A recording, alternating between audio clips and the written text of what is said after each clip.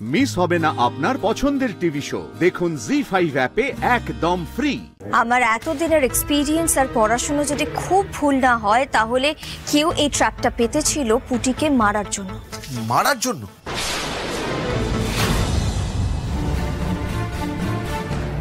আমি যা শুনলাম, এই যে সিঁড়িটা দেখছেন, এখান দিয়ে শ্রীপর্ণা তাড়াহুড়ো করে নামছিল, আর ততক্ষণে ওই কাপড় মুড়ি দেওয়া মহিলা নেমে গেছিল। ও, তার মানে এই করিডোর ধরে এসে এই সিঁড়ি দিয়ে নেমেছে, তাই তো? হ্যাঁ, মানে শ্রীপর্ণা হয়তো তাড়াহুড়ো করছিল, তখনই ওই স্লিপ কেটে পাটা বোধহয় মোচকে ফচকে পড়ে গেছিল।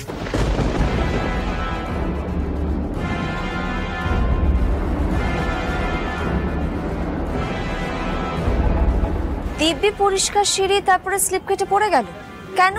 সিঁড়ি থেকে কিছু পড়েছিল না? সেটা যদি হবে তাহলে তো আগে যে মহিলা দৌড়েছে সেও পড়ে যেতেন।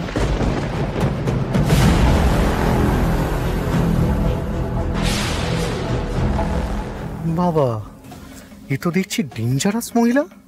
সাংবাদিক ছিলেন না গোয়েন্দা বিভাগে ছিলেন বোঝা দায়। যাকে যাই করুক না কেন, আমায় তো আর ধরতে পারবে না।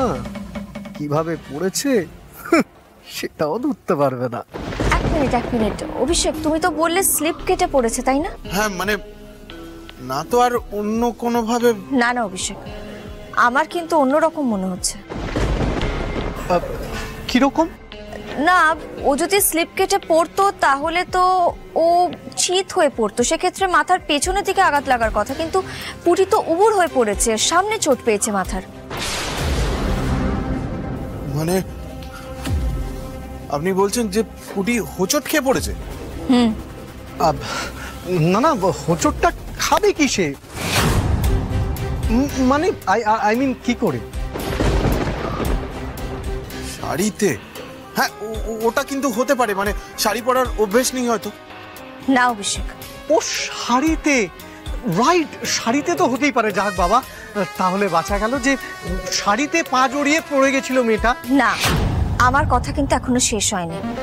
হ্যাঁ, আমি মানছি যে আমার পুটি খুব একটা শাড়ি পরে না, কম পরে, কিন্তু ও শাড়িতে খুবই কমফোর্টেবল। ইনফ্যাক্ট ওকে যখন ছোটবেলায় আমি শাড়ি পরিয়ে দিতাম ও কিন্তু শাড়িটা একদম ঠিকঠাক রাখতো, মানে শাড়িটা একটু এদিক ওদিক হতো না। তাহলে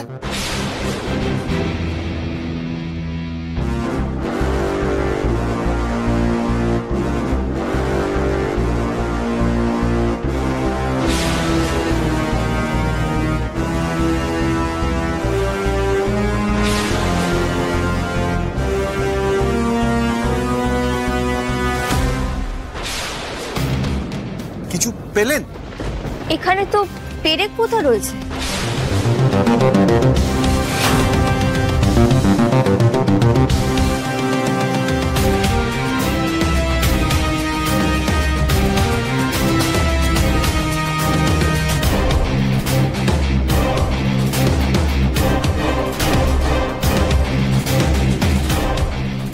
কি এটা? মেটালের সরু তার।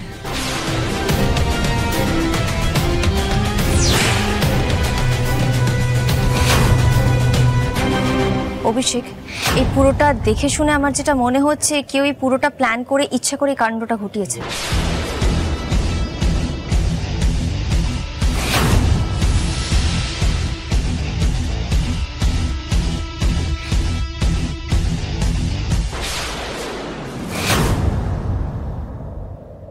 কাল রাত্রিতেই বিদায়।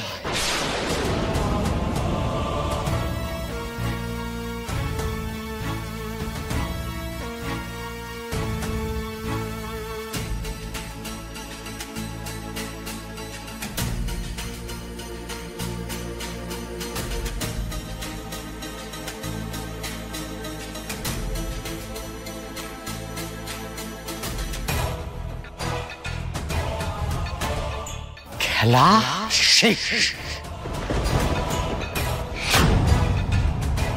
শেষ পর্যন্ত কি আমি তাহলে ধরা পড়ে যাব?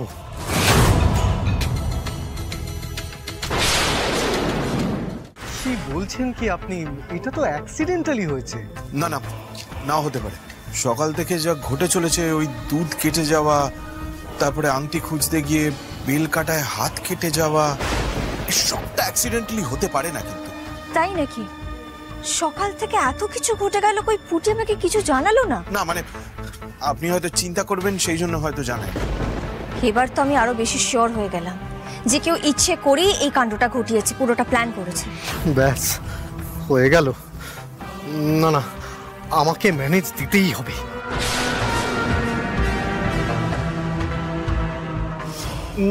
না না, মানে সকালের ব্যাপারটা না হয় বাদই দিলাম, কিন্তু কি সাংঘাতিক ঘটনা যে ইচ্ছে করে কেউ কিভাবে এটা করবে, আর কেনই বা করবে? আমার এতদিনের এক্সপিরিয়েন্স আর পড়াশুনো যদি খুব ভুল না হয়, তাহলে কেউ এই ট্র্যাপটা পেতেছিল পুটিকে মারার জন্য। মারার জন্য? যে এই ট্র্যাপটা সাজিয়েছে সে খুব ভালো করে জানতো যে পুটি ওপর থেকে তাড়াহুড়ো করে নিচে নামবে, আর এত সরু তার রাত্রিবেলা চোখে দেখাও যায় না, সেই জন্যই ওই পেরেকের সাথে এই রেলিংয়ের তারটা বেঁধে দিয়েছিল, যাতে পুটি ওপর থেকে হুড়মুড় করে নাবে আর হোঁচট খেয়ে নিচে পড়ে যায় সিঁড়ি থেকে।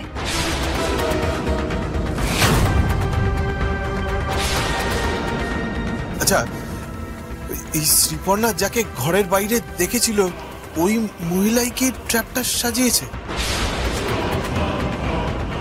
যাক বাবা, কেস অন্যদিকে ঘুরে গেছে। ওরা ভাবছে কোনো মহিলা কাজটা করেছে। শাড়ি পরার আইডিয়াটা কাজে লেগে গেল, বেঁচে গেলাম।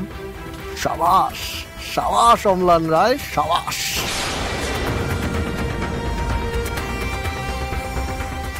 কি সাংঘাতিক ব্যাপার, মানে এটা তো একেবারে পাকা মাথার কাজ।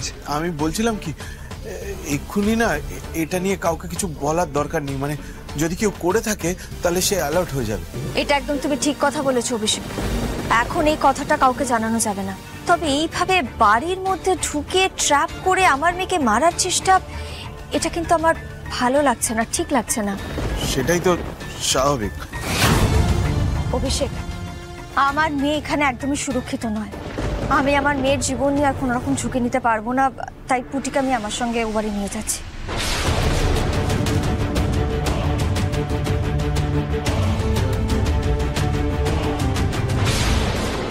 ঠিক যেমনটা চেয়েছিলাম তেমনটাই হয়েছে।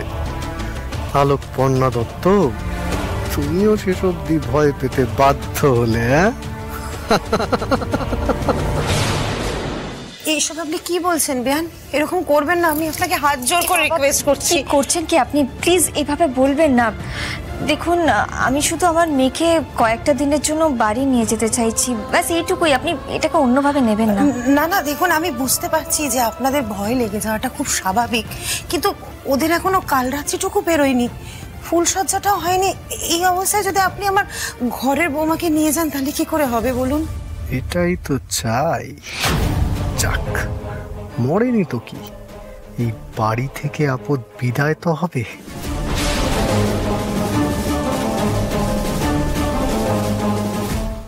জি5 ডাউনলোড করুন আর সব এপিসোড দেখুন একদম ফ্রি।